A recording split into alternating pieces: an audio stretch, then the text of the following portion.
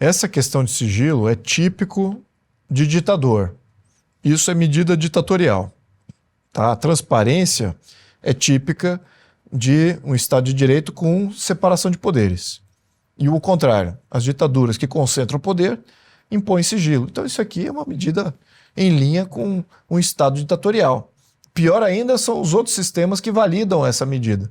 É o legislativo que valida, é o judiciário que valida, então é todo um sistema que já se coloca como ditatorial. Mas acho que o que foi levantado aqui pelo Jean Turco e depois complementado pelo Lobauer merece um debate talvez à parte, por causa dessa questão. O Brasil é um epicentro de corrupção, de crime. Eu acho que dentro do governo atual está bem nítido. Eles amplificaram as práticas que nós julgamos erradas e que são completamente contrárias ao que seria da criação de um Estado de Direito de verdade. Né? São destrutivas, é crime organizado, é desvios de corrupção, é suporte a tiranias, narcotraficantes e terroristas, tudo mais. Tudo que tem de errado você pode colocar na conta aí.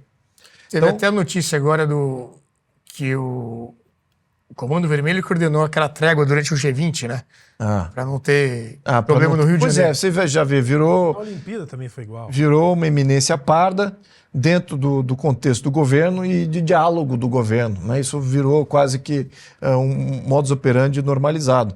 Mas olha, então a exceção do atual governo, que amplifica todos esses vícios a um nível talvez completamente fora do que seria um padrão normal, a gente precisa deixar muito claro que essa questão de corrupção ela é perniciosa em todos os modelos políticos.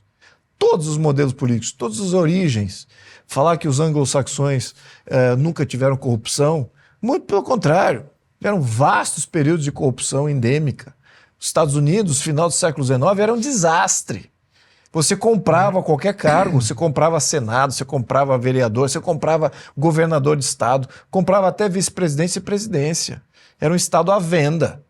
Aí você fala, puxa vida, os Estados Unidos, é exatamente o que eu estou falando. Estados Unidos, final do século XIX, era pior, ou talvez no mesmo padrão que estamos vivendo hoje. Grupos e facções organizadas comandando o sistema político. E o que mudou? Pois é. Aí é que está o grande debate. Entrar nesse debate autodepreciativo, que o Brasil culturalmente é inferior, que o Brasil não dá certo porque o povo não dá certo, que aqui a gente tem uma inferioridade étnica que nunca vai prosperar. Isso é derrotista e não um debate objetivo. Perfeito. A gente tem que olhar isso como de fato um padrão que existe em todo lugar, mas alguns países acharam uma saída. Podemos até comparar com Portugal atual. Portugal atual e do passado tivemos grandes problemas naquele momento, mas por que lá eu diria que tem mais chance de sair, não ter grandes escândalos de corrupção? Por quê? É pela sociedade? É pelo próprio sistema português? Não, é pela proximidade dos outros modelos políticos que estão ali, fazendo até um freio e contrapeso. Portugal faz parte da Europa e a Europa tem vários parlamentos. E os parlamentos conversam, as populações dos diversos parlamentos, eles interagem. E começam a ver, mas aqui tem essa prática contra a corrupção, por que no teu país não tem? Então fica uma cobrança que cria limites.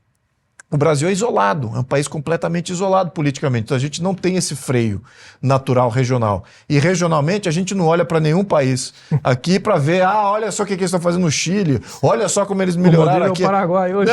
Olha só como é que o Paraguai tá indo muito melhor que o Brasil. O Brasil não está nem aí. Então essa questão regional não é um fator. Então vamos olhar os Estados Unidos, que tem o mesmo fator. Os Estados Unidos também não olhava regionalmente para ninguém. Como é que lá eles resolveram o problema? Que nos Estados Unidos tinha uma massa crítica de pessoas da sociedade, não do Estado, mas da sociedade, que se levantou no final do século XIX e falou o seguinte: se a gente não fizer mudanças políticas na estrutura política do país, Estados Unidos, o que estamos vendo hoje dos robber barons, lembra dos barões, grandes barões, os grandes oligarcas que faziam tudo, além das pequenas corrupções locais, isso vai ser o dominante, isso não é os Estados Unidos. Isso não é o que os fundadores dos Estados Unidos queriam. 100 anos depois eles fizeram essa revisão. E essa sociedade começou a falar assim, vamos entrar para dentro. E o que a gente vai representar? Vamos abrir o sistema. Vamos abrir o sistema norte-americano de representatividade. Então eles começaram a impor o que a Suíça tinha. Eles foram visitar a Suíça, final do século XIX, Estados Unidos, foi visitar a Suíça para ver como é que os suíços estavam fazendo. Porque o suíço já era uma sociedade completamente democrática, sem poder central nenhum, com plebiscitos, referendos, isso no século XIX. E eles impuseram isso nos Estados Unidos no nível local. Os estados dos Estados Unidos impuseram essas referendo popular. Veio da Suíça, então? Da Suíça. E da Suíça veio da onde? Da Suíça veio da Grécia Antiga. Quando a Suíça se independizou, ela também teve referências de como a Grécia se organizava e como é que eles viam o que seria um Estado democrático sem um poder central. A chave é essa, né? Sem um poder central, sem centralização de poder. Eles não queriam entregar poder a uma entidade, seja ela bélica, seja ela de justiça, seja ela de representação política, qualquer, vai ser tudo local, e vamos definir ali no voto em praticamente apela. Você fala ali o que está sendo em voto e você vê a população, o cidadão levantando a mão, sim ou não, e era ali que era definido. Até hoje, em algumas cidades suíças, é assim. Então, o que os Estados Unidos fez? Foi isso que mudou o sistema americano. Foi mudando a base dos estados e a representatividade dos estados, abrindo o sistema político pela sociedade. Não foi assim, o Estado veio e na sua graciosidade impôs aqui um modelo democrático. O Estado não impõe nada, o Estado impõe o que ele pode impor. E a sociedade precisa fazer um freio contra isso. E ela também tem que se impor.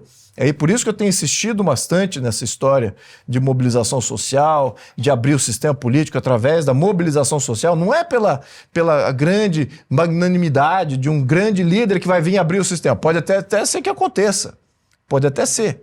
Agora, o que vai funcionar, na minha opinião, a longo prazo, é a sociedade demandando. E esse processo, meus caros, da sociedade interferindo no modelo americano, demorou 40 anos. 40 anos, constante, de querer fazer os mecanismos certos. Aí precisa ter foco. Quais mecanismos? Né? Quais mecanismos? É isso que a gente está falando. Recall de mandato, referendo, plebiscito, candidatura independente.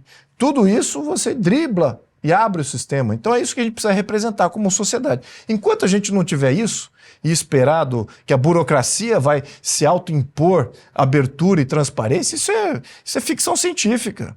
Mas o que está acontecendo no Brasil, na minha opinião, para dar um pouco de esperança aqui a quem está nos escutando, é que nós temos uma das sociedades organizadas mais militantes possíveis do mundo ocidental. Você não tem nada equiparável ao Brasil na Europa, nada equiparável à mobilização social no Brasil, em qualquer outro país da região da América Latina ou até incluso Estados Unidos.